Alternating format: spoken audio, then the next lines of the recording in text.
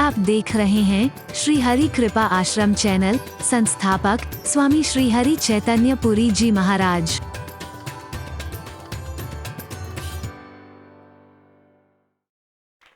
गुरु भी तुम पर कृपा बरसाता है, परमात्मा भी तुम पर कृपा बरसाता है, पर हम अभागे वंचित रह जाते हैं। हरि बोल, हरि बोल। ऐसे हमारे हाथ में छेद हुए पड़े हैं कि कुछ भी लेते हैं तो हाथ में कुछ दिखता ही नहीं है। बड़े आराम से हमने भरा था कृपा का जल, लेकिन सारा खाली हो गया। पात्र हमारा छेद वाला था,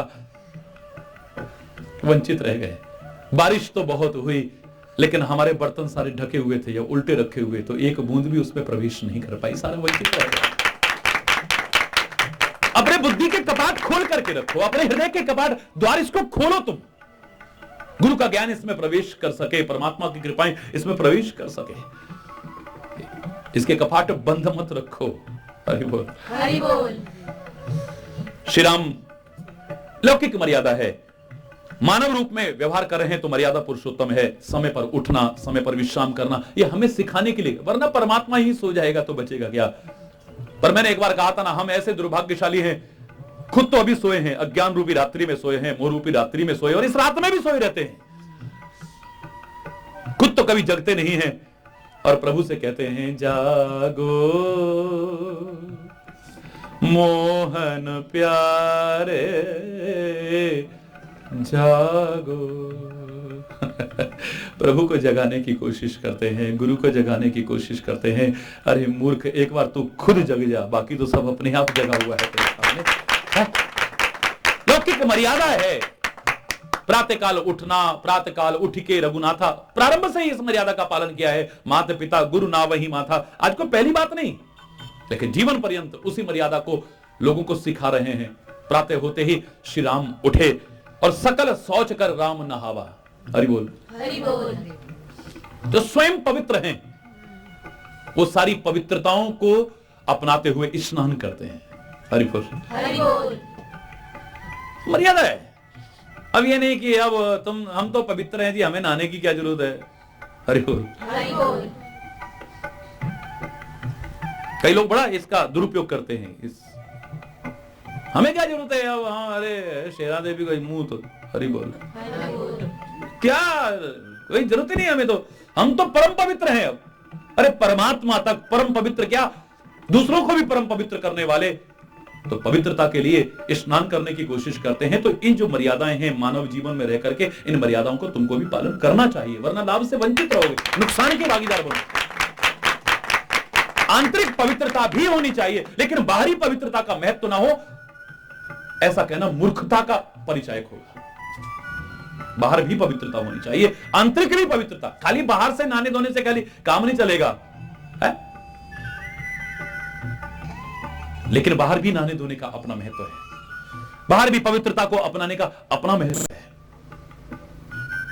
लेकिन साथ ही साथ में अगर आंतरिक पवित्रता और हो जाए तो हरि बोल, जोर से बोलो ना, फिर आनंद ही कुछ और है। तो जिनका नाम ही स्वयं तो पवित्र क्या दूसरों को पवित्र करने वाला है, जिनके चरणों से ही निकला हुआ जल आज गंगा के रूप में सामने है और सारे संसार को पवित्र करने की सामर्थ्य रखता है, वो अगर इन मर्यादाओं का पालन करते हैं तो हमें प्रेरणा लेकर के उनका पालन करना चाहिए। उनको नहाने की कोई आवश्यकता नहीं है, लेकिन हमको सिखाने के लिए, उनको जब की कोई आवश्यकता नहीं है, लेकिन हमको सिखाने के लिए, उनको बड़ों के सामने झुकने की कोई आवश्यकता नहीं, उनसे बड़ा कौन हो सकता है, लेकिन हमको सिखाने के लिए वो जो कुछ कर रहे हैं, अगर हम भी उसे अपने जीवन में अपनाएं तो हमारा जीवन भी एक आदर्श बन सकता है और कल्याणप्रद बन सकता है। मानव के रूप में है, इसलिए मानव की मर्यादाओं का पालन करके सिखा रहे हैं। उन्हें कोई आवश्यकता नहीं है, निश्चित है,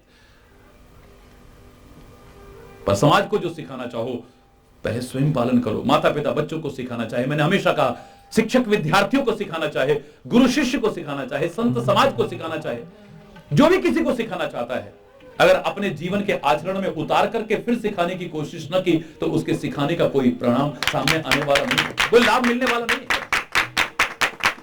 जो तुम सिखाना चाहो पहले अपने आचरण में भी उसे उतारने की कोशिश करो। हरि बोल, हरि बोल। सकल सोच करी सकल सोच कर राम नहाय। राम नहाय। सुचि सुजान बट सुचि सुजान बट क्षीर मंगावा। क्षीर मंगावा। सकल शौच करी राम नहावा। विभिन्न प्रकार के जो शौच हमारे ग्रंथों में बताए हैं, विभिन्न प्रकार की जो पवित्रताएं हमारे ग्रंथों में बताई हैं, उस सारी पवित्रताओं को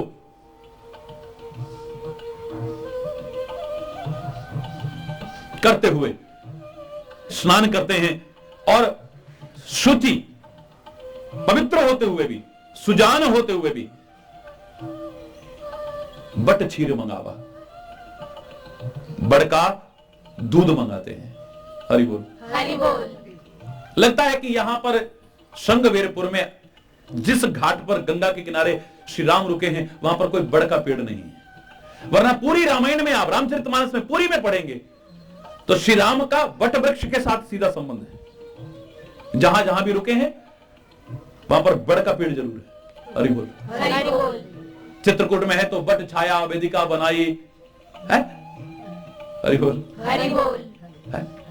एक जगह नहीं, पूरे रामचरितमानस में आप जहां भी देखेंगे श्री राम के वट वृक्ष का बड़ा। पर्यावरण का कितना सुंदर संदेश इस माध्यम से श्री राम हमें देना चाहते हैं।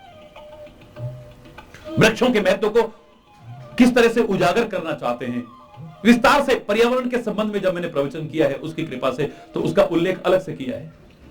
लेकिन यहां मंगावा का तात्पर्य वहां वट वृक्ष नहीं है, वरना वही निकाल लेते। मंगाया है बड़ का दूध। काहे के लिए मंगाया है? हरि बोल। हरि बोल। जटा बनाने के लिए। जटा बनाने के लिए माता पिता की आज्ञा का पालन ये गृहस्थ रूप में सिखाना चाहते हैं। पिता की आज्ञा है कि तापस वेश विशेष उदासी, 14 वर्ष राम बनवासी, तो तपस्वी के वेश में रहना है, विशेष उदासी रूप में रहना है। तो पिता की आज्ञा का पालन हो गया। दूसरा, अब साधु के वेश में है, तपस्वी के वेश में है, तो तपस्वियों को कैसे रहना चाहिए? हरि बोल। हरि बोल। ये भी सिखा रहे हैं। पता लगा रोज ब्यूटी पार्लर में जाकर के। हरि बोल। हरि बोल। और मेरे तो भैया नेचुरल हैं। बहुत से लोग पूछते थे, बच्चे बोल महाराज जी पर्म कहां से कराते हैं? हरि बोल। हरि बोल। जो लोग जानते हैं उन्हें मालूम है, 22 वर्ष तो हरि बोल। हरि बोल। यहां कुछ लगाए हुए हो गए हैं, 22 वर्ष पूरे। ये हमें तपस्वियों के वेश में रहने के लिए बता रहे किस तरह से सादगी परिपूर्ण जीवन जीने की कोशिश करनी चाहिए। विभिन्न प्रकार के सौंदर्य प्रसाधनों का उपयोग,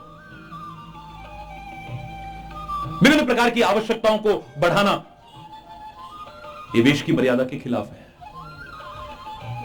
कितना सुंदर संदेश दे रहे हैं। गृहस्थियों को भी संदेश दे दिया कि माता पिता की व अपने बड़ों की आज्ञा का पालन करो, और तपस्वियों को भी संदेश दे दिया कि तुम किस प्रकार से रहने की सादगी परिपूर्ण कोशिश करो। ये दिखावे में जितना रहोगे, विलासता परिपूर्ण जितना जीवन, उतना तपस्या से दूर होते चले जाओगे। तुम तो सुनिए, साधुता से दूर होते जाओगे, तपस्या से दूर होते चले जाओगे। बट क्षीर मंगावा, बट क्षीर मंगावा, अनुज सहित अनुज सहित सिर जटा बनाए। सिर जटा बनाए। अपने सिर पर जटाएं बनाई हैं और अपने हाथों से फिर लक्ष्मण के सिर पर जटाएं बनाई। और यहां बता रहे कि आप जिसके साथ हैं उस तरह से रहने की कोशिश करो। हरि बोल। हरि बोल।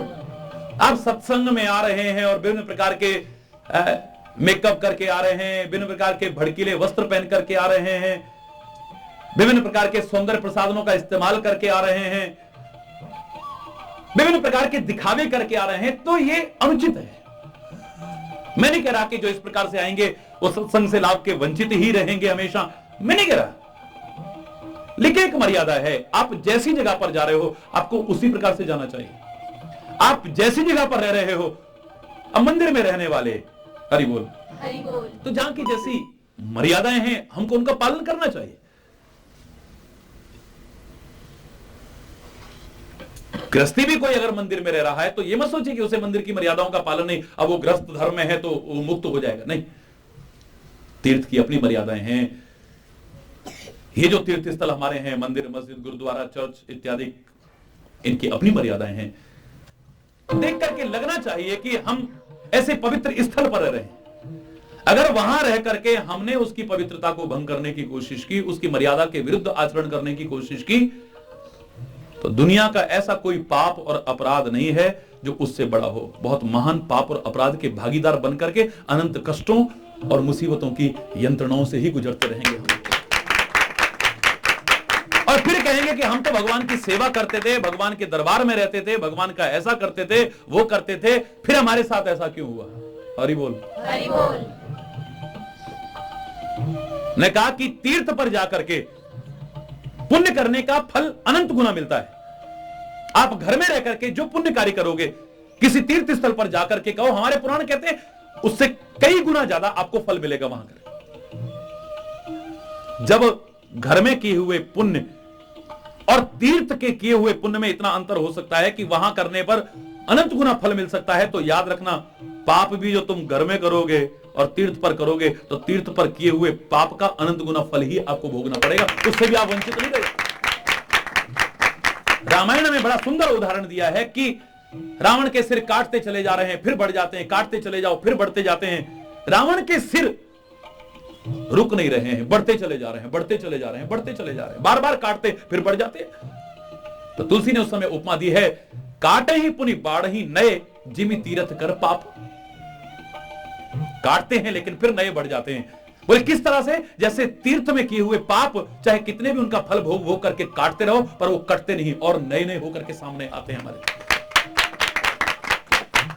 तीर्थ में संत के चरण रूपी तीर्थ हो, ये जो हमारे पौराणिक तीर्थ हैं ये हो, या कोई भी तीर्थ क्यों ना हो, जिन्हें तीर्थ की श्रेणी में हम ला सकते हो, इसके बारे में मैंने अलग से तीर्थ शब्द की जब व्याख्या आई है बहुत विस्तार से बताया आपको क्या क्या तीर्थ हैं और उनकी क्या क्या मर्यादाएं हैं।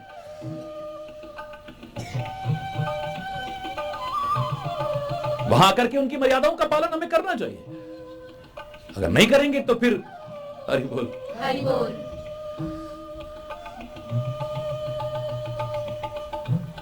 फिर संत भी कह रहे हैं कि सर्वे भवन्तु सुखिनः, फिर भी हम सुखी नहीं होंगे। सर्वे सन्तु निरामया, सब स्वस्थ हो जाएं, निरोगी हो जाएं, पर नहीं हो पाएंगे।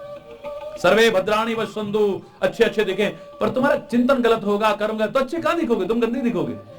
हरि बोल, हरि बोल। मां कष्टित दुख भाग होवे, कहीं दुख ना हो, लेकिन हमारे जीवन से दुखों का अंत होने वाला फिर नहीं। से बड़ी एक जिम्मेदारी बन जाती है। या सत्संग में आकर के भी अगर आपकी आंखें गलत देखें, कान आपके गलत सुने, मन आपका गलत विचार करे, मस्तिष्क में गलत चिंतन आए और कुछ गलत करने की कोशिश करो, तो इससे बड़ा दुर्भाग्य, इससे बड़ा अपराध जीवन में कोई और हो मैं नहीं। मंदिर, मस्जिद, गुरुद्वारे में, चर्च में, गुरु की शरण में, गुरु दरबार में, कई अच्छे पवित्र स्थल पर जाकर के उसकी मर्यादाओं का पालन न करो तो फिर हरि बोल, हरि बोल। दुख के साथ कहना पड़ता है, फिर क्या होगा वो जाने। हरि बोल, हरि बोल। तो इसलिए ऐसे स्थान पर हमारा और भी उत्तरदायित्व बन जाता है।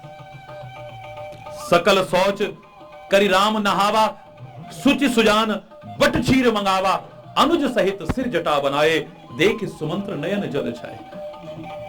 तो साथ में रह रहे हैं तो ये नहीं कि अब राम तो रह रहे हैं बिल्कुल वनवासी के वेश में और सेवा करने वाला वहां जीन्स पहन कर। हरि बोल, हरि बोल, बोलो ना, कैसे अच्छा लगेगा बताइए, आप सोचिए। ये रहने की साथ में गुरु के साथ, स्वामी के साथ, प्रभु के साथ रहने की एक मर्यादाएं हैं। व्यक्ति कहां किस प्रकार से शोभायमान होगा ये आपका हृदय ही आपको बता सकता है। दूसरों को उस रूप में आप देखोगे आपको बुरा लगेगा, तो सोच लो अगर हम उस रूप में होंगे तो हमें बुरा लगेगा। मेरे को याद है जब हम कॉलेज में पढ़ा करते थे, मैं किसी की निंदा करने के रूप में नहीं कर रहा, क्षमा चाहूंगा, विभिन्न आश्रमों पर भी जाए थे, विभिन्न संतों के दर्शन करने भी जाते थे। जब वहां जाके भेदभाव देखते थे, गरीब को प्रसाद कुछ और, अमीर को प्रसाद कुछ और, दान देने वाले को कुछ और, उसको वीआईपी ट्रीटमेंट मिल रहा है, उसको वीवीआईपी ट्रीटमेंट मिल रहा है। अच्छा नहीं लगता था। परमात्मा ने बहुत दे रखा था तो परमात्मा इन हाथों से करवाता भी बहुत था, तो बड़ा वीवीआईपी ट्रीटमेंट मिलता था जहां जो। तो हमारे साथ ही कोई साथी हमारा गया और वो बेचारा कुछ दान पुण्य नहीं कर पाया, कुछ सेवा नहीं कर पाया, तो हरि बोल, तो देख करके ये बड़ा बुरा लगता था। मैंने कभी सोचा भी नहीं था कि इस रूप में आपके सामने होऊंगा, लेकिन आज जब परमात्मा की कुछ ऐसी लीला हुई है कि इस रूप में सामने हूं, तो मेरा आपके सामने जीवन है, छुपा हुआ कुछ नहीं है। तो मेरी कोशिश ये रहती है कम से कम इस प्रकार का गरीब का, अमीर का, जाति का, धर्म का, मजहब का, भाषा का, विभिन्न प्रकार का भेदभाव कम से कम इस जीवन में तो देखने को ना मिले। जो मेरे को बुरा लगता था वो मेरे जीवन में ना आ जाए। ये गांव का है, ये शहर का है, ये पढ़ा लिखा है, ये बिना पढ़ा लिखा है, ये काला है, ये गोरा है। हरि बोल, हरि बोल। काला होना को बुरी बात नहीं, लेकिन मन के भी अगर काले हो तो फिर हरि बोल। गोरा होना कोई बहुत खुशी की बात नहीं है, लेकिन अगर तुम्हारा दिल भी साफ सुथरा और खुला हो जाए तो बात ही कुछ और है। न सीरत बुरी है, न सूरत बुरी है, बुरा है वही जिसकी। ये तो रात दिन सड़क पे चलना पड़ता है और ट्रकों के पीछे लिखा बड़ा अच्छा देखने को, हरि बोल। और ये वास्तविकता है। अगर तुम्हारे कर्म ही खराब हैं, परमात्मा भेदभाव नहीं करेंगे, गुरु भेदभाव नहीं करेंगे, संत भेदभाव, लेकिन तुम अपने कर्मों और आचरणों पर निगाह दौड़ाओगे तो भेदभाव के अधिकारी तुम स्वयं बनते हो। हरि बोल, हरि बोल। जो वहां पर देखते थे, कोशिश ये है कि वो हमारे जीवन में ना आए। जैसे हमें बुरा लगता था, अखरता था, तो हमारे पास आकर के किसी को ना अखरे। अच्छा और बुरा क्या है, क्या परिभाषा है? What is the definition of wrong and right? क्या है परिभाषा? मैं तो इतना ही कह सकता हूं, इस परिभाषा को ढूंढने की, सही और गलत को, अच्छे और बुरे को, ना वेदों में जाने की जरूरत है, ना ग्रंथों में जाने की जरूरत है, ना सत्संग में जाने की जरूरत है। यह परिभाषा तो तुम्हें अपने अंतर से नजर आ जाएगी। तुम्हारा दिल बता देगा क्या सही है, क्या गलत है। जब तुम्हारी कोई निंदा करता है तुम्हें कैसा लगता है? अच्छा, जोर से बोलो, ये बुरा है। जब तुम्हारा कोई अपमान करता है तो ये बुरी बात होगी। तुम्हारा अंदर बता रहा है ये बुरी बात है, तो तुम भी किसी का मत करना। कोई क्रोध में बात करता है कैसा लगता है?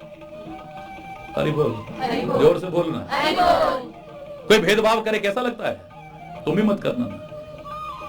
कोई तिरस्कार करे, उपेक्षा करे, अपमान करे, घृणा करे तुमसे, कैसा लगता है तुम्हें? तुम भी मत करना। तुम्हारी बेटी को कोई ससुराल में सताए कैसा लगता है? तुम्हारे घर में भी जाए, मत सताना ना उसे। कहां ढूंढोगे अच्छे और बुरे को? सही और गलत की परिभाषा कहां ढूंढोगे? तुम्हारे अंतर छुपी हुई है। तुम्हारी आत्मा तुम्हें बता देगी। जो तुम्हारी आत्मा को गलत लग रहा है वही गलत है, और जो तुम्हारी आत्मा को सही लग रहा है वही सही है। निश्चिंत होकर के आजमा लीजिए। तुम्हारे घर में झगड़ा चल रहा है, कोई आया, उसने झगड़ा शांत करा दिया। तुम्हारा संबंध टूटने वाला था, किसी ने आकर के बड़ी अच्छी बीच बचाव किया और आपका संबंध बना रह गया।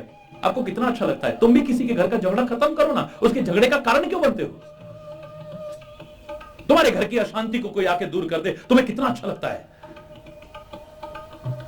तुम भी किसी के घर में अशांति फैलाने की कोशिश मत करना। जो तुम्हें अच्छा लग रहा है, आत्मा को, मन को नहीं, वही अच्छा है। जो तुम्हारी आत्मा को बुरा लग रहा है वही बुरा है। कोई परिभाषा कहीं ढूंढने की जरूरत नहीं है। तुमसे कोई प्यार से बात करे, तुम्हें कितना अच्छा लगता है? चाहे झूठा ही प्यार दिखा रहा हो, नाटक ही क्या कर रहा हो, तुम्हें कितना अच्छा लगता है? तुम भी प्यार से बात किया करो ना। हरि बोल, हरि बोल। तुम्हारा कोई सम्मान करे, तुम्हें कितना अच्छा लगता है? तुम भी दूसरों का सम्मान करो ना। तुम्हारे माता पिता का, तुम्हारे संतों का, तुम्हारे गुरुओं का जब सम्मान फैलता है तुम्हें कितनी खुशी होती है। तो तुम भी किसी के संत का, किसी के गुरु का कभी अपमान करने की कोशिश मत करो ना। जो तुम्हें बुरा लगता है दूसरे को भी बुरा लगेगा, जो तुम्हें अच्छा लगता है दूसरे को भी वही करो ना। यही अच्छा है, यही बुरा है, कहीं ढूंढने की जरूरत नहीं है। हरि बोल, हरि बोल। तो कहां पर कैसे रहना है ये हमें आना चाहिए। कहां पर किस प्रकार का परिवेश बनाना चाहिए ये हमको आना चाहिए। मंदिर में कैसा माहौल होना चाहिए, आश्रम में कैसा माहौल होना चाहिए। एक आश्रम में आप जाओ, फिल्मी गीत बज रहे हो, कैसा लगेगा आपको? टेलीविजन पर पिक्चरें देखी जा रही हो, कैसा लगेगा आपको? सच बोलना, बोलो ना। आपस में लड़ रहे, झगड़ रहे हो लोग, कैसा लगेगा आपको? वहां पर एक दूसरे की निंदा चुगली ही की जा रही है, कोई प्रभु का नाम नहीं, कोई सत्संग की बात नहीं, कैसा लगेगा आपको? आपको लगेगा वो आश्रम है?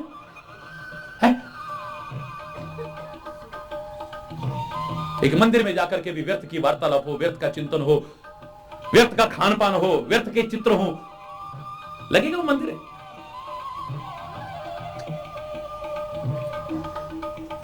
जहां पर आप हैं वहां की मर्यादाओं का पालन करना आपका पुनीत कर्तव्य है। इससे तो बेहतर है कि वहां से हरि बोल, कम से कम पाप और अपराध के भागीदार कभी बनने की जबरदस्ती कोशिश मत करें।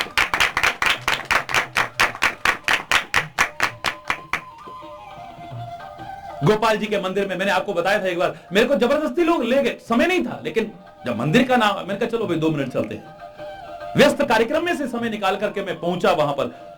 मंदिर था काय का? गोपाल जी का। और वहां जाकर के देखा, गाय तो कहीं नहीं, पर भैंस जरूर बंधी हुई थी 8-10। हरि बोल, हरि बोल। ओके, पैसा ज्यादा मिलता है ना भैंस के दूध। हरि बोल, हरि बोल। अगर गोपाल जी का मंदिर है, मैंने कहा उनसे, भाई तुमने मंदिर का नाम गलत रखा है, इसे गोपाल मत कहो, भैंसपाल का मंदिर कहते तो ज्यादा अच्छा लगता है। गोपाल जी का मंदिर है तो वहां पर गाय भी दिखनी चाहिए। गोपाल जी का मंदिर है तो वहां पर समोसे का नहीं, माखन मिश्री का भोग भी लगना चाहिए ना, नहीं लगना चाहिए। हमारी सनातन संस्कृति में विभिन्न अवतारों का उल्लेख है, विभिन्न मंदिर बने हुए हैं, लेकिन बराह भगवान के मंदिर क्यों नहीं है इतने प्रचलित? शुकर के रूप में है परमात्मा। हमारा तो चिंतन ये है कि मेरा परमात्मा शुकर में भी है, चींटी में भी है, हाथी में भी है, मछली में भी है, कछुए में भी है, मानव में भी है, सब में है मेरा परमात्मा। इसलिए मैं कोई ऐसा काम ना करूं जिससे किसी को भी कष्ट पहुंचे, उसको दुख पहुंचे। हमारा अवतारवाद का कितना सुंदर चिंतन है, अवतारवाद का कितना सुंदर चिंतन है, लेकिन फिर भी बराह भगवान के मंदिर इतने क्यों नहीं बने? कहीं कोई शब्द गलत हो, कोई मेरे पास इस तरह का प्रश्न ना भेजे, मैं पहले क्षमा याचना करूंगा। कोई विस्तृत मेरे को व्याख्या करने की या जवाब देने की कोई आवश्यकता नहीं है, लेकिन आप जानते हैं शुक्र रूप में शुक्र को क्या प्रिय है? क्या हम भोग लगा सकते हैं? और भोग लगाए तो क्या प्रसाद ले सकते हैं? भारतवर्ष में कई मंदिर ऐसे हैं, फलाने देवता को शराब चढ़ाई जाती है और फिर वही प्रसाद मिली जाती है। अगर आप शराब का उपयोग गलत मानते हैं तो मैं तो कह रहा हूं ऐसे देवताओं की शरण में भी आपको जाने की कोई आवश्यकता नहीं। देवी माता को बलि चढ़ाई जाती है और वो मांस फिर प्रसाद में बांटा है। ऐसी देवी के पास भी जाने की हरि चैतन्य को या हरि चैतन्य के विचारों को मानने वालों को कोई आवश्यकता नहीं है, क्योंकि हम मान्यता नहीं दे सकते हैं ऐसी चीजों को जो हमारे वेदों के विरुद्ध है, जो हमारे शास्त्रों के विरुद्ध है, जो हमारी अंतरात्मा के विरुद्ध है। क्या हम प्रसाद ले सकते हैं? और अगर कोई दे और ना ले तो क्या प्रसाद का अपमान या तिरस्कार नहीं होगा? इसलिए हमारे महापुरुषों ने, देखिए आप कितना सुंदर, बराह भगवान के उतने मंदिर प्रचलित नहीं है। ऐसा नहीं कि भगवान को, मैं तो कह रहा हूं जो आप घर में लाओ पहले प्रभु को भोग लगाओ। मैं नहीं कह रहा कि आप समोसा घर में लाए तो भोग मत लगाना, बूंदी लाए हो तो भोग मत लगाना, फल लाए हो तो भोग ना, जो आए तेरे को निवेदित करके ग्रहण करें। ए परमात्मा, ये जो हम ले रहे हैं, जो हम पहन रहे हैं, जो उपयोग में ला रहे हैं, ये सात्विक हो, शुद्ध हो, हमारे जीवन को अच्छा बनाने वाला हो, हमारे जीवन में स्वास्थ्य का और हमारे सुख का आधार बने, दुख का आधार न बने। प्रभु को अर्पित करके ग्रहण करें, यह हमारा पुनीत कर्तव्य बनता है। लेकिन मर्यादाएं हैं। हनुमान जी का क्या रूप है, आप उसी अनुरूप भोग लगाओ ना। आज तो प्रचलन आ गया वो बूंदी का और ये और वो, किस शास्त्र में लिखा है, किस ग्रंथ में लिखा है? ऐसा मैं नहीं कह रहा कि भगवान हनुमान जी का भी बूंदी नहीं ग्रहण करेंगे, मैं नहीं कह रहा ऐसा कि आप भोग लगाना आप बंद कर दें इस चीज का भोग, लेकिन जिस रूप में है उनको फल ही पसंद होगा ना। हरि बोल, हरि बोल। आप भी कहते हैं ना कि जो हमें, जिसको हम इतना प्यार कर रहे हैं, इसकी सबसे ज्यादा पसंद क्या है, हम वो देना इसे है। हम किसी को खुश करना जाए, आप बताओ ना, आपका जो मन हो हम वो दें, वो खिलाएंगे ना। आप बताओ ना आपको क्या पसंद है। हरि बोल, हरि बोल। जैसा माहौल हो उसके अनुरूप ही हमें चलना चाहिए। सत्संग के माहौल में सत्संग की तरह रहना चाहिए। पवित्र स्थलों पर रहने पर पवित्र स्थलों की मर्यादा को ध्यान में, उसकी पवित्रता को ध्यान में रखते हुए अपना जीवन बसर करना चाहिए। तीर्थों पर जाओ तो तीर्थ की मर्यादाओं का पालन करना चाहिए, वरना ये सब करके भी सुख की बजाय और दुख के भागीदार भी बन सकते हैं। सतर्क कर रहा हूं, बचने की कोशिश करिएगा, दुखों में मत पड़िएगा। किसके साथ आप रह रहे हैं और उसके साथ कैसे रहना चाहिए, इस पर भी ध्यान रखना चाहिए। लक्ष्मण श्री राम के साथ है, श्री राम इस रूप में रह रहे हैं तो लक्ष्मण भी हरि बोल। हरि बोल। वेश पर ध्यान रखना चाहिए, खान पान पर ध्यान रखना चाहिए, चिंतन पर ध्यान रखना चाहिए, स्वभाव पर ध्यान रखना चाहिए, वाणी पर ध्यान रखना चाहिए। हरि बोल। हरि बोल। कहीं भी मर्यादा के विरुद्ध न हो जाए। तो श्री राम स्वयं जटा बनाते हैं और लक्ष्मण की भी अपने हाथों से जटा बनाते हैं। हरि बोल। हरि बोल। सकल सोच करी सकल सोच करी राम नहावा, राम नहावा, सुचि सुजान सुचित सुजान, पट छीर मंगावा, पट चीर मंगावा, अनुज सहित अनुज सहित सिर जटा बनाए। सिर जटा बनाए। अनुज के सहित सिर पर जटाएं बनाई हैं। देख सुमंत्र नयन जल छाए, देख करके सुमंत्र की आंखों में आंसू भर आए। मुझे लगता है यहां पर यह भाव तो हो ही सकता है कि जिस सिर पर चक्रवर्ती सम्राट का अयोध्या का ताज रखा जाना था वहां आज जटाएं। हरि बोल। हरि बोल। ये तो लगा ये है, देख करके दुख हुआ, लेकिन इससे ज्यादा जो मेरे मन में भाव आ रहा है वो कहे बिना नहीं रहूंगा। मुझे लग रहा है इससे भी ज्यादा दुख किसी और चीज का है। महाराजा दशरथ ने भेजा था कि रथ में ले जाओ, थोड़ा जंगल में घुमा करके फिर वापस ले आना, लेकिन अब तो इन्होंने तपस्वी वेश ही धारण कर लिया। अब तो आशा निराशा में बदल गई। तो अब हृदय में अभी तक एक उम्मीद थी कि शायद मैं समझाऊं तो राम वापस लौट आए, अब इनके लौट जाने की उम्मीद तो खत्म हो गई। अभी ज्यादा दुख हो रहा है। एक आशा की किरण दशरथ का संदेश सुनाऊंगा, महाराजा दशरथ का संदेश सुनाऊंगा। उन्होंने कहा था कि इनको जंगल में दिखा करके और वापस ले आना, लेकिन अब तो ये तो बिल्कुल परिपक्व हैं, पूरी तरह से उस वचन को निभाने के लिए तैयार हैं और इन्होंने तो शुरुआत कर दी तापस वेश विशेष उदासी में रहने की। अब उम्मीद नहीं है कि ये अयोध्या को हरि बोल। देख सुमंत्र नयन जल छाए,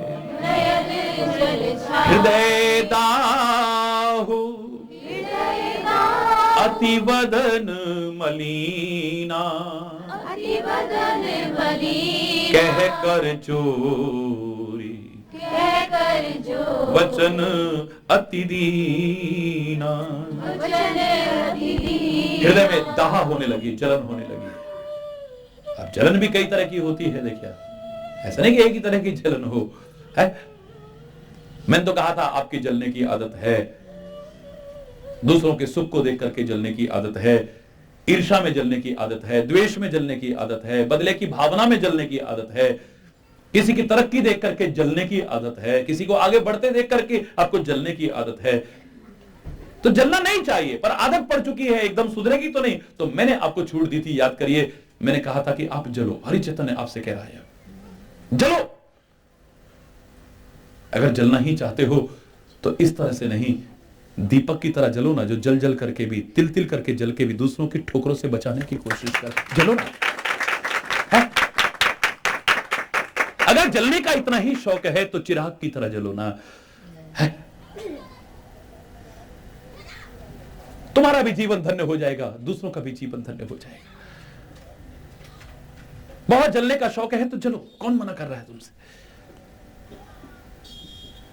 जिसने अपना कोई अस्तित्व ही नहीं रखा, दूसरों के लिए सब कुछ अपना लुटा दिया, ऐसे चिराग की तरह जलो ना। जिसने अपना और अपनों का, जिनको आप अपना कहते हो, कभी विचार ही नहीं किया। आप तो मजाक के उड़ाते रहे, दीपक तले अंधेरा, लेकिन उसको देखो खुद तिल तिल करके जलता है, अपने घर को अंधेरे में, लेकिन लोगों को प्रकाश देता है, लोगों को ठोकरों से बचाने की कोशिश करता है। जलना बहुत बुरी बात है, लेकिन ऐसा जलना धन्य हो जाए जीवन। किसी चिराग का अपना मकान नहीं होता, किसी चिराग का, दुनिया का अपना घर है, पर इस चिराग का कौन सा घर है बोलो ना जरा। किसी चिराग का कोई मकान नहीं होता, जहां जलाओ वहीं जलने लगता है। कोई अपना घर नहीं है, लेकिन जिस घर में रख दो उसी को प्रकाश। जिस घर में जाओ उसमें रोशनी करना, उसमें अंधेरा मत फैलाना। जिस घर में जाओ उस घर को ठोकरों से बचाने की कोशिश करना, उनकी ठोकरों का कारण मत बनना। कभी जलते हुए भी तुम्हारा जीवन धन्य हो जाएगा। हरि बोल, हरि बोल। या तो राम के विरह में जलना, परमात्मा के विरह में जलना। अगर उसके प्यार और उसकी विरह की आग में जलते हो तो ये दुनिया की जो आग है ये तुम्हें जलाने की हिम्मत नहीं कर पाएंगे।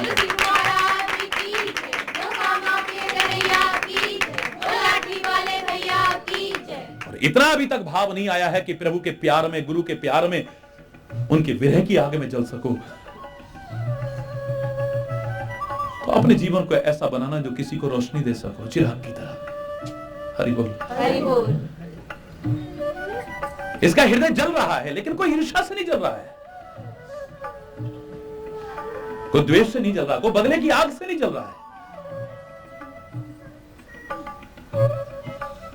दूसरे के सुख को देखकर नहीं, दूसरे को कष्ट में देख करके चल रहा है। हृदय में दाह है, लेकिन जब किसी के सुख होते होते दुख आ जाए उसे देख करके हृदय में दाह हो, मैं दावे से कह रहा हूं, उसे सच्चे अर्थों में मानव कहलाने का अधिकार है, दूसरे को नहीं है कभी। इस सुमंत्र सच्चा मानव है, सुमंत्र सच्चा भक्त है, सच्चा प्रेमी है। हृदय दाह अति वदन मलीना, अति वदन मलीना। दाह बहुत बुरी चीज है, लेकिन यहां दाह नहीं, अति दाह है। हृदय दाह अति, वदन मलीना, चेहरा उदास हो गया है बिल्कुल, और हाथ जोड़ करके बड़े दीन शब्द कह रहा है। हे प्रभु, महाराजा दशरथ ने कुछ कहा था, क्या कहा था ये फिर आज यहीं पर कोई गलत शब्द निकला हो उसके लिए क्षमा चाहते हुए अपनी वाणी को विराम दूंगा। एक बार जोर से बोलेंगे, धर्म की जय हो, अधर्म का नाश हो, प्राणियों में सद्भाव हो, विश्व का कल्याण हो, गौ माता की जय हो, भारत माता की जय हो, गंगा माता की जय हो, संत समाज की जय हो, भारत की देवियों की जय हो, भक्त समाज की जय हो। बोल श्री गुरु महाराज की जय, बोल बाबा के कन्हैया की जय, बोल लाठी वाले भैया की जय, बोल वृंदावन बिहारी लाल की जय। जय श्री राधे श्याम राम।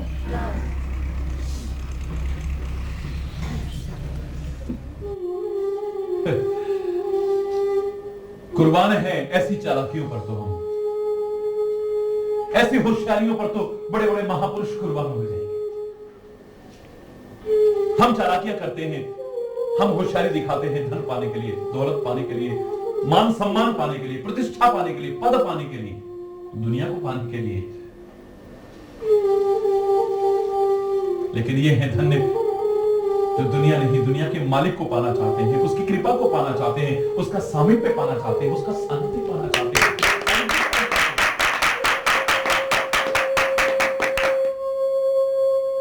मागी नाव न केवट आना, नाव मांग रहे हैं, केवट नहीं लेकर के आ रहा है। परमात्मा की आज्ञा को टालना। मेरे शायद विचार करेंगे तो चालाकियों का दौर समाप्त होने वाला नहीं। अकेला खड़ा हुआ है गंगा के किनारे, सब लोगों को समझा करके, मीटिंग करके, उनकी नावें दुबका करके वहां से भेज देता है। श्री राम कहते हैं नाव लेकर के आओ, मना कर देता है, नहीं लाऊंगा। कही तुम्हार मरम में जाना, कही तुम्हार मरम में जाना, तेरा मरम जानता हूं हे प्रभु।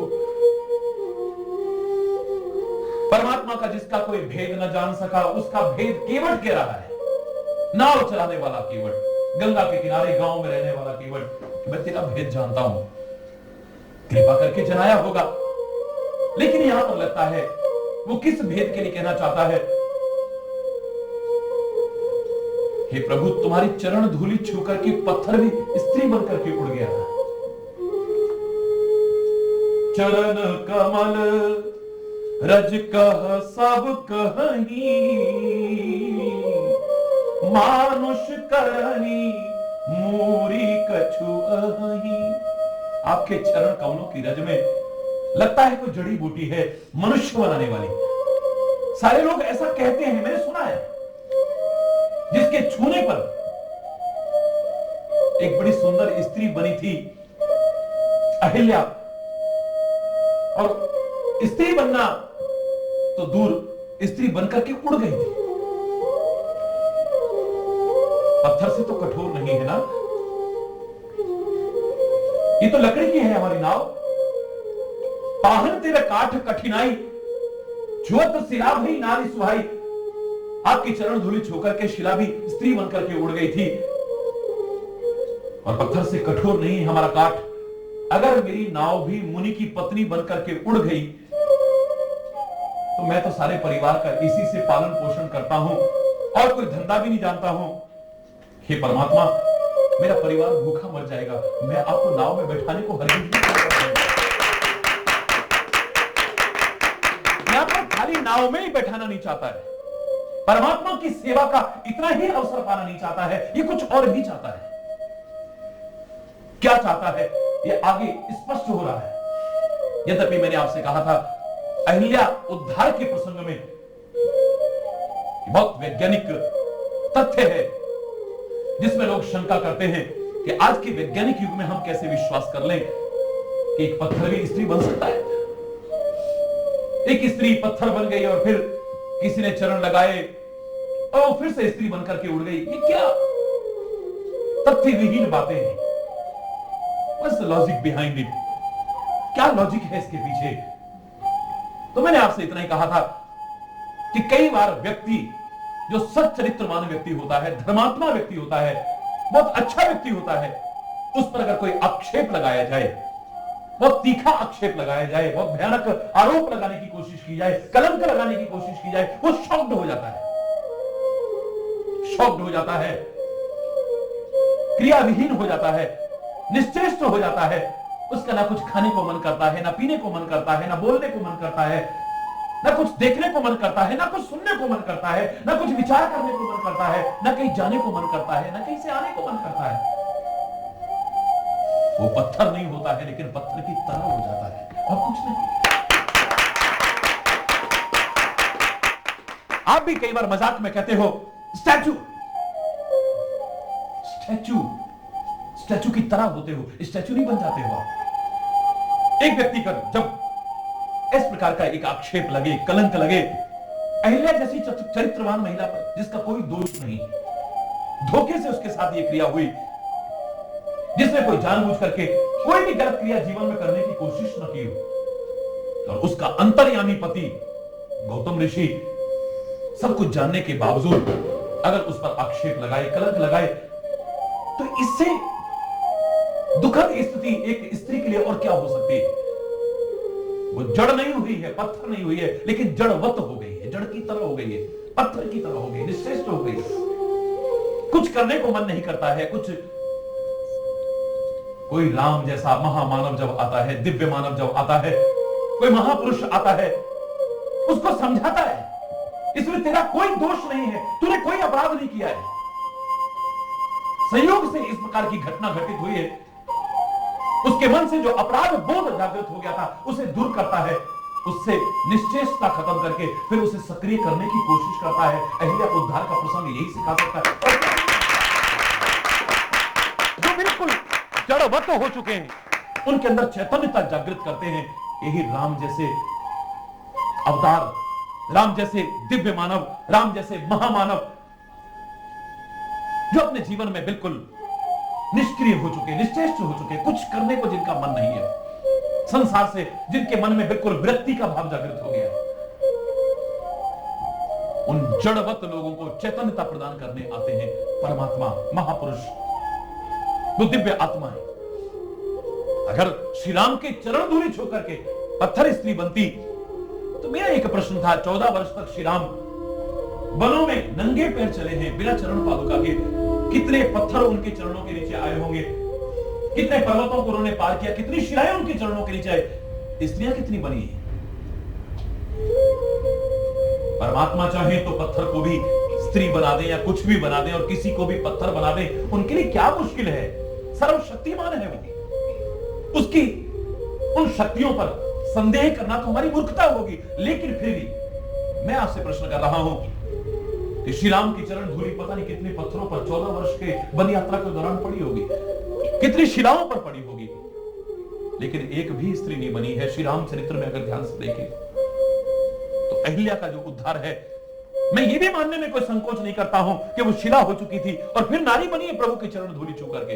लेकिन आज अगर व्यक्ति वैज्ञानिक युग की दुहाई देकर के इस प्रकार की शंका करता है, उस सर्वशक्तिमान की परमात्मा जिसको मानता है उसकी लीलाओं पर संदेह करते हुए, तो मैं आपको यही बताना चाहूंगा, व्यावहारिक उत्तर आपको यही देना चाहूंगा कि इस प्रकार के आक्षेप लगने पर, इस प्रकार का कलंक लगने पर जो जड़वत हो चुकी थी, जिसका अब कुछ करने को मन नहीं करता है, राम जैसा महामानव आकर के उसके अंदर चैतन्यता जागृत करता है और उसे प्रेरित करके उसके पति के पास वापस लौटाने की कोशिश करता है। लेकिन यहां पर जो भाव आता है, केवट कहना चाहता है कि हे स्वामी, आपके चरणों में, आपकी चरण धूलि में लगता है कोई ऐसी जड़ी बूटी है जो पत्थर को भी स्त्री बनाने की सामर्थ्य रखती है, और पत्थर से मेरी नाव कठोर नहीं है, लकड़ी की है तो काठ की है, तो अगर मेरी नाव मुनि की पत्नी बनकर के उड़ गई, मेरे पास तो और कोई धंधा भी नहीं है, सारे परिवार का पालन पोषण इसी के द्वारा ही करता हूं, भूखा मर जाऊंगा मैं। आप तो सारी सृष्टि को भरण पोषण करने वाले हो, और मेरा अगर भरण पोषण खत्म करने का काम करते हो तो ए परमात्मा, मुझे आपकी ये लीला पसंद नहीं आएगी। इसलिए मैं जो कहना चाहता हूं उसे ध्यान से सुनना। मैं आपको नाव में बैठाने में संकोच नहीं कर रहा हूं, आपको नाव में बैठा करके गंगा पार करने में संकोच नहीं कर रहा हूं, लेकिन आपको एक बात मेरी माननी पड़ेगी, मुझे डर आपसे नहीं है, आपके चरणों से नहीं है, आपकी चरण धूलि से है। एक बार अपने चरणों को धुला लो, मैं आपको नाव में बैठा करके गंगा, परमात्मा की सेवा करना चाहता है। परमात्मा की सेवा का सौभाग्य उसे कि नाव में बिठा करके गंगा के पार करे, लेकिन साथ ही साथ प्रभु के चरणों को धोना चाहता है। कितने लोगों ने प्रभु के चरण धोए होंगे? धनुष यज्ञ के बाद में विवाह के समय जब फेरे होने लगे हैं, तो उससे पहले महाराजा जनक ने श्री राम के चरण धोए हैं। हरि बोल, जोर से बोलो हरि बोल। पूरे रामचरितमानस में अगर आप देखें तो गिने चुने लोगों को सौभाग्य मिला है श्री राम के चरण पकड़ने का, या शबरी ने चरण धोए हैं, या बहुत कोई प्रेमी मिला है, उसने अपनी आंखों के जल से ही प्रभु के चरणों को पकड़ा दिया है, और या फिर आज केवट धोला है। पूर्व में 52 अवतार में ब्रह्मा को चरण धोने का सौभाग्य मिला था। जब अपना विराट रूप दिखाया, एक चरण ब्रह्मलोक तक पहुंचा, एक चरण को ब्रह्मा ने धो करके अपने कमंडल में जो थोड़ा सा जल था भर करके गंगा का निर्माण किया है। मुझे तो लगता है ये मानव मात्र को शिक्षा है, किसी ने क्या किया है खाली इतने तक सीमित मत रहो। जब उन्होंने इतने महान कार्य किए हैं तो ए मानव, परमात्मा की कृपा को याद रखते हुए उसका नाम लेकर के प्रयास कर, उन महान आत्माओं ने जो कार्य किया उसे तू भी करने की सामर्थ्य रखता है। जो ब्रह्मा कर सकता है इसे तू भी कर सकता है। अगर ब्रह्मा के धोने पर, परमात्मा के चरण धोने पर गंगा का निर्माण हो सकता है, तो चाहे तू अपने आप को नीच समझता हो, समाज तेरे को नीच समझता हो, पर अगर तू परमात्मा के प्रति प्यार रखता है, भक्ति रखता है, परमात्मा की कृपा का अधिकारी बनता है, तो तू भी एक गंगा का निर्माण कर सकता है। परमात्मा के चरणों का जल ही तो गंगा है जो ब्रह्मा ने अपने कमंडल में रखा। समय आने पर उसे छोड़ा, शंकर ने अपनी जटाओं में लिया और वहां से पृथ्वी लोक पर गंगा आई। भगवान के चरण कमलों को धो करके जब गंगा का निर्माण ब्रह्मा कर सकता है, तो मुझे तो लगता है केवट ने भी एक नई गंगा का निर्माण किया है। ये बता रहा है कि अगर आप संकल्प ले लो तो संसार में कोई भी कार्य आपके लिए असंभव नहीं है। आप असंभव को भी संभव, कठिन को भी सरल बनाने की सामर्थ्य रखते हो परमात्मा की।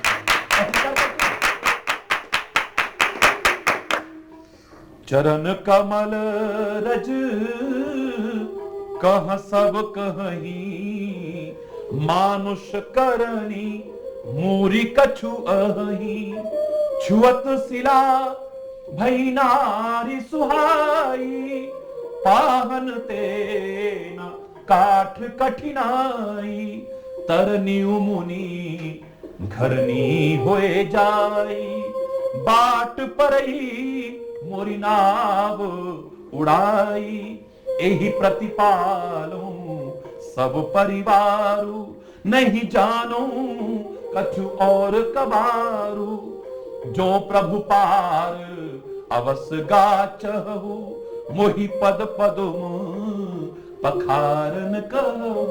अगर आप पार होना चाहते हैं, मेरा कोई विरोध नहीं है, आपसे मुझे कोई भय नहीं है, आपके चरणों से कोई भय नहीं है, बस आपकी जो चरण धूलि है उससे भय है। परमात्मा के सामने भय, परमात्मा तो प्रेम करने लायक है, उनसे भय कैसा? महापुरुष तो प्रेम करने लायक हैं, उनसे भय कैसा? सद्गुरु तो प्यार करने लायक हैं, उनसे भय कैसा? भय अगर जीवन में हो तो अपने गलत कर्मों से भय हो, गलत मार्ग पर चलने से भय हो, तुमसे किसी का बुरा ना हो जाए, बस इससे भय हो। बाकी परमात्मा से भी भय करने से, परमात्मा से भी तुम डरते तब हो जब तुम्हारे मन में गलत भाव आते हैं, तुम परमात्मा के प्रति दृढ़ विश्वास नहीं रख पाते हो, तुम्हारा चिंतन गलत हो जाता है, तुम्हारे कर्म गलत होने लगते हैं, तब तुम्हें डर लगता है। कभी भी गहराई से विचार करें, प्रभु से भय। जहां पर पक्का प्यार होगा, सच्चा प्यार होगा, वहां पर डर नहीं आ सकता है, कभी भी प्रवेश नहीं कर सकता है। मैंने आपको एक बार उदाहरण सुनाया था ये कहते हुए कि मृत्यु से भी मत डरना है संसार के प्राणी, मृत्यु को याद अवश्य रखो, डरने से काम नहीं। जब आनी है आएगी, डर करके भी क्या करोगे? जहां आनी है आएगी, डर करके भी कहां भागोगे तुम? मृत्यु से डरने की आवश्यकता नहीं, मृत्यु को याद रखोगे तो तुमसे गलत कार्य नहीं होगा। देखो एक दिन हमने भी मर जाना है, सब यही रह जाएगा। किसी का बुरा करने की कोशिश नहीं करोगे, किसी का अहित करने की कोशिश नहीं करोगे, किसी को नुकसान पहुंचाने की कोशिश नहीं करोगे, किसी का हक छीनने की कोशिश नहीं करोगे, किसी का दिल दुखाने की कोशिश नहीं करोगे, कुछ गलत करने की कोशिश नहीं करोगे, अनर्थ करने की कोशिश नहीं करोगे, अन्याय या अधर्म करने की कोशिश नहीं करोगे। मृत्यु से डरो मत, मृत्यु को याद रखो। इसी तरह से मैंने आपसे कहा था कि प्रभु से भी डरो मत, प्रभु को याद रखो और प्रभु से प्यार करो। जीवन का नक्शा इस्तेमाल करो। बहुत से लोगों को बड़ा अटपटा लगा था, लोग तो कहते हैं अरे भगवान से तो डरो, परमात्मा से डरने के लिए तो हर कोई कहता है। ये हरि चैतन्य कौन सी नई बात कह रहा है कि प्रभु से भी नहीं डरना चाहिए? मैं सच बता रहा हूं, आप भी गहराई से विचार करोगे, इस बात को मानने को तैयार हो जाओगे। किसी भी धर्मात्मा व्यक्ति से कभी नहीं कहा अबे वो भगवान से डरो। कोई दान पुण्य कर रहा है, उससे कभी किसी ने नहीं कहा होगा अबे वो भगवान से डरो। किसी भूखे को कोई भोजन करा रहा होगा, उससे किसी ने नहीं कहा होगा अबे वो भगवान से डरो, ये क्या कर रहे हो तुम। किसी का भला करने की कोई कोशिश कर रहा हो, उससे आज तक किसी ने भी नहीं कहा होगा अबे वो भगवान से डरो। किसी के घर में शांति कराने की कोई कोशिश कर रहा है, उससे कोई नहीं कहेगा अबे भगवान से डरो, ये काहे को कर रहे हो तुम। अच्छे कर्म करने वाले को कोई नहीं कहेगा अबे वो भगवान से डरो। ये कब कहते हैं? जब कोई गलत मार्ग पर चलता है, किसी का बुरा करने की कोशिश करता है, बुराई के मार्ग पर पैर रखने की कोशिश करता है, किसी की बुराई करने की कोशिश करता है, किसी का बुरा करने की कोशिश करता है, उससे कहते हैं अबे वो डरना है भगवान से तो कम से कम। अरे भगवान से तो डरो कम से कम, तुम क्या कर रहे हो? ये तुम्हें भगवान का भी खौफ नहीं? किससे कहते हैं? अच्छा कर्म करने वाले से नहीं, बुरा कर्म करने वाले से कहते हैं अबे वो भगवान से डरो। प्रत्यक्ष में आपको भगवान से डराया जा रहा है, लेकिन गहराई से विचार करोगे तो अप्रत्यक्ष में तुम्हें भगवान से नहीं, बुरे कर्मों से डराया जा रहा है, किसी का बुरा करने से डराया जा रहा है, बुराई के मार्ग पर पैर रखने से डराया जा रहा है। मैंने आपको उदाहरण सुनाया था, जहां सच्चा प्यार है वहां डर शब्द नहीं आ सकता है। एक राजा और रानी अपनी सेना के साथ, अपने परिवारजनों के साथ समुद्र की यात्रा कर रहे थे। सागर में चले जा रहे हैं, अचानक तूफान आ जाता है, जहाज डगमगाने लगता है। जब जहाज डगमगाने लगा, हाहाकार मच गया, लोग भागने लगे, त्राही त्राही मच गई। भय के कारण सबकी बुरी दशा हुई पड़ी। सारे के सारे भयभीत हैं, भाग रहे हैं, लेकिन राजा तो ध्यान लगा करके बैठ गया। प्रभु से बड़ा प्यार करता था, प्रभु का स्मरण करते हुए आंखें बंद करके ध्यान में मग्न हो गया, प्रार्थना हृदय से करने लगा प्रभु से। रानी को बड़ा बुरा लगा। रानी आई पास में, महाराज उठो ना, महाराज उठो ना, लेकिन राजा उठने का नाम नहीं लिया, जबरदस्ती उठाया। पता नहीं तुम्हारा भगवान और तुम्हारा ये धर्म, मौका भी नहीं देखते हो। सारी दुनिया भय के मारे इधर उधर भाग रही है, देखो कितना बड़ा तूफान आया है, यहां मौत का साया मंडरा रहा है और तुम ध्यान लगा के बैठे हो। राजा कहता है, रानी अगर मैं भागूंगा तो क्या ये मौत का साया जो मंडरा रहा है ये हट जाएगा, ये तूफान शांत हो जाएगा मेरे भागने से? ये जो नाव डगमगा रही है हम सबके भागने से, क्या ये ठीक हो जाएगी? ये जहाज जो डगमगा रहा है ये ठीक हो जाएगा? फिर भी डर तो लगता है ना। देखो ना क्या हालत हो रही है, तुम तो आंखें बंद करके बैठ गए हो और भगवान का ध्यान करने लगे।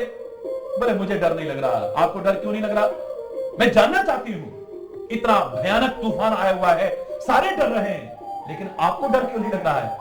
राजा ने जवाब तो नहीं दिया, लेकिन अपनी नंगी तलवार निकाल करके गर्दन पर रख दी जोर से। जितने लोग भाग रहे थे सारे के सारे स्थिर होकर के खड़े हो गए। तूफान के भय से भी ज्यादा भय था कि रानी की गर्दन अब बचने वाली नहीं है। हम जानते हैं राजा के बारे में, जब इसकी नंगी तलवार निकल के किसी की गर्दन पर आती है तो उसकी गर्दन काटे बिना वापस नहीं लौटती है। हाय रानी का क्या होगा, हाय रानी का क्या होगा? अब उस भय की बजाय ये भय आ गया और सारे के सारे जहां थे वहीं खड़े हो गए। उस दृश्य को देख करके कांप रहे हैं सारे के सारे। लेकिन रानी थी हंसे जा रही थी। राजा पूछता है, रानी तुम्हें डर नहीं लग रहा? नहीं महाराज, मेरी नंगी तलवार देख करके तुम्हें डर नहीं लग रहा? नहीं महाराज, मेरी नंगी तलवार तुम्हारी गर्दन पर है, ये सोच करके तुम्हें डर नहीं लग रहा? बोले नहीं महाराज, ये जानने के बाद भी कि मेरी नंगी तलवार अगर किसी गर्दन पर आ जाए उसे काटे बिना वापस नहीं लौटती, ये जान करके तुम्हें डर नहीं लग रहा? बोले नहीं महाराज। क्यों डर नहीं लग रहा? इसलिए डर नहीं लग रहा, आप मुझे मार ही नहीं सकते, मैं आपसे प्यार करती हूं और आप मुझसे प्यार करते हो। हमारा प्यार इतना ज्यादा है कि आप मेरा बुरा कर ही नहीं सकते। राजा बोले क्या जवाब नहीं मिला तेरे को? तू कह रही है कि तुमको डर नहीं लग रहा इस तूफान को देख करके? सारे भयभीत हो रहे हैं, आपको डर क्यों नहीं लग रहा है? बोले जैसे मेरी नंगी तलवार जिसे देख करके सब कांप उठते हैं, तू नहीं कांप रही क्योंकि तू मुझसे प्यार करती है, मैं तुझसे प्यार करता हूं, तेरे को डर नहीं लग रहा? ऐसे ये तूफान, आंधी इत्यादि, भूचाल इत्यादि, ये सारी उसकी नंगी तलवारें हैं। लोग चाहे डरते रहे और मैं उससे प्यार करता हूं, वो मुझसे प्यार करता है, वो मेरा बुरा कर ही नहीं सकता। मेरे अंदर भी यही भाव है, मेरा बुरा कभी कर ही नहीं सकता है। मेरे मन में डर नहीं, प्यार में डर, सच्चे प्यार में डर। हरि बोल, जोर से बोलो ना, हरि बोल। हो ही नहीं सकता है। हरि बोल, हरि बोल। जो प्रभु पार अवस गाचहु, जो प्रभु पार अवस गाचहु, मोहि पद पदुम पखारन कहु, मोहि पद पदुम पखारन। ऐ परमात्मा, अगर आप पार होना चाहते हैं तो मुझे डर है आपकी चरण धूलि से। देखिए ये चालाकी है खाली, उसे कहां है डर? इतना प्यार करने वाला भयभीत हो सकता है कभी? परमात्मा की चरण धूलि से जिसे मिल जाए उसका तो जीवन तर जाए, वो डर कैसे जाए बताइए?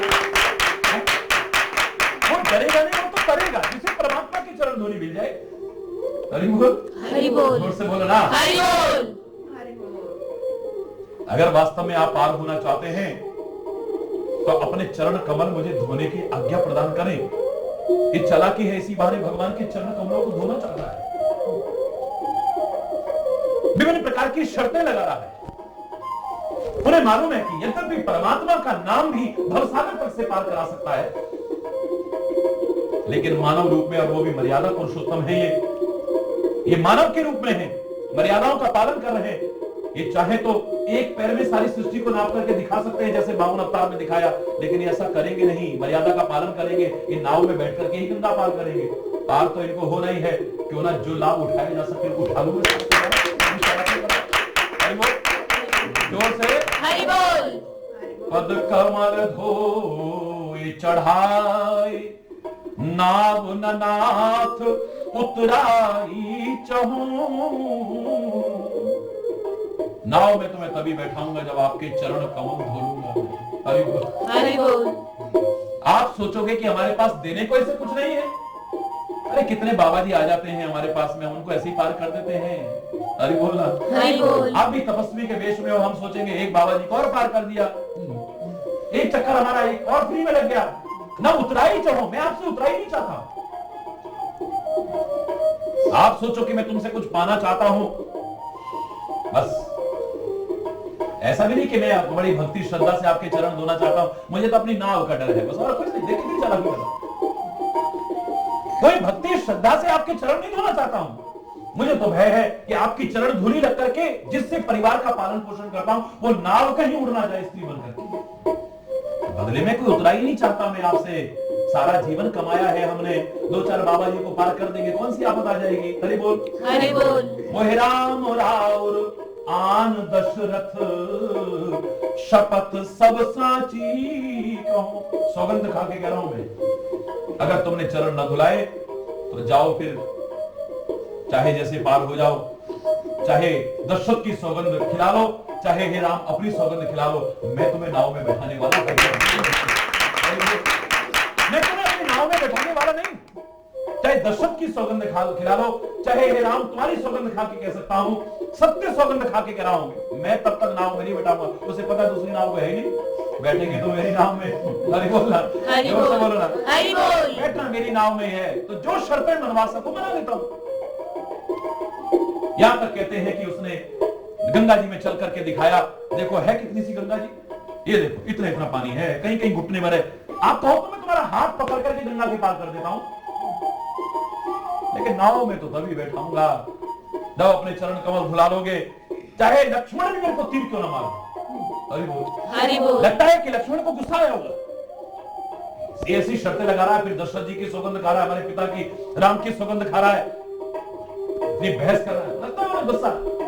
हरि बोल, हरि बोल। लक्ष्मण करने नहीं गुस्सा, बर तीर मारहूं लखन पे, जब लग्न पाए पखारहूं, तब लग्न तुलसी दास नाथ कृपालु पार होता, मैं पार कर लूंगा। चाहे दशरथ की सौगंध खिला लो, चाहे राम तुम्हारी सौगंध खा के कह दूं मैं, चाहे लक्ष्मण मेरे को तीर को न मार दे, लेकिन जब तक आपके चरण कमल नहीं धोऊंगा मैं तुम्हें गंगा के पार करने वाला नहीं हूं। बड़े अटपटे वचन कह रहा है। हरि बोल, हरि बोल। जोर से बोलो ना, हरि बोल। बड़े अटपटे वचन कह रहा है, लेकिन परमात्मा दावे से कह रहा हूं, कभी गहराई से विचार करके देखिए, तुम्हारी वाणी से क्या अटपटे शब्द निकल रहे हैं, इन पर ध्यान नहीं देंगे, लेकिन अगर वो प्रेम के लपेटे हुए हैं, सच्चे प्रेम के लपेटे हुए हैं, तो चाहे अटपटे भी क्यों ना हो, वो परमात्मा के हृदय को प्रसन्न कर देंगे।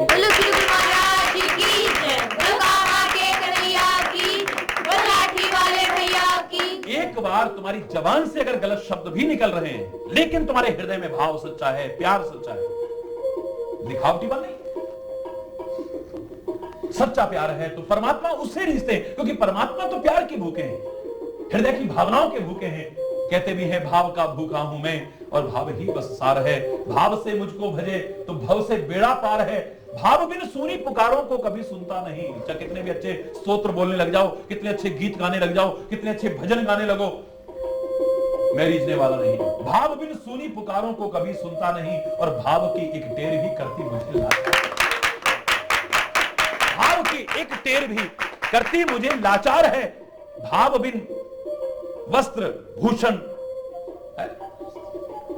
वस्त्र धन और ये आभूषण कुछ न मुझको चाहिए, अन्न धन और वस्त्र भूषण कुछ न मुझको चाहिए, भाव से एक पुष्प भी दे वो मुझे स्वीकार है। भाव से एक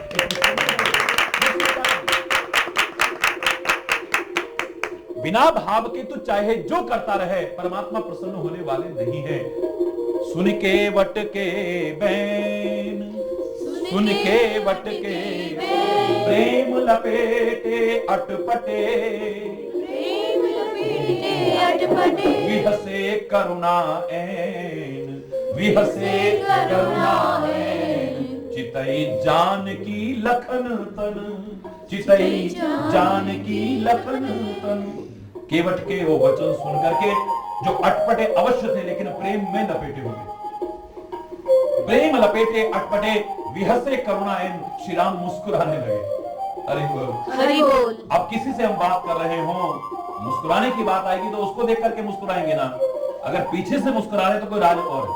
हरि बोल, हरि बोल। किसी से हम बात कर रहे हैं और हमें कहीं अंदर ही अंदर मुस्कुराहट आती है, चाहे हम बड़ा स्पष्ट उसे प्रकट न करें, हल्की सी भी मुस्कुराहट आती है तो उसके सामने हम प्रकट करेंगे ना उसे। अगर कहीं और देख करके करे, इसका मतलब मन में कुछ और है। हरि बोल, हरि बोल। विहसे हैं अवश्य, मुस्कुराए हैं अवश्य श्री राम, पर चितई जानकी लखन तन। बात कर रहे हैं केवट से, पर उसे देख करके नहीं मुस्कुरा रहे, उधर से बोल। हरि बोल, हरि बोल, बोलो ना, हरि बोल।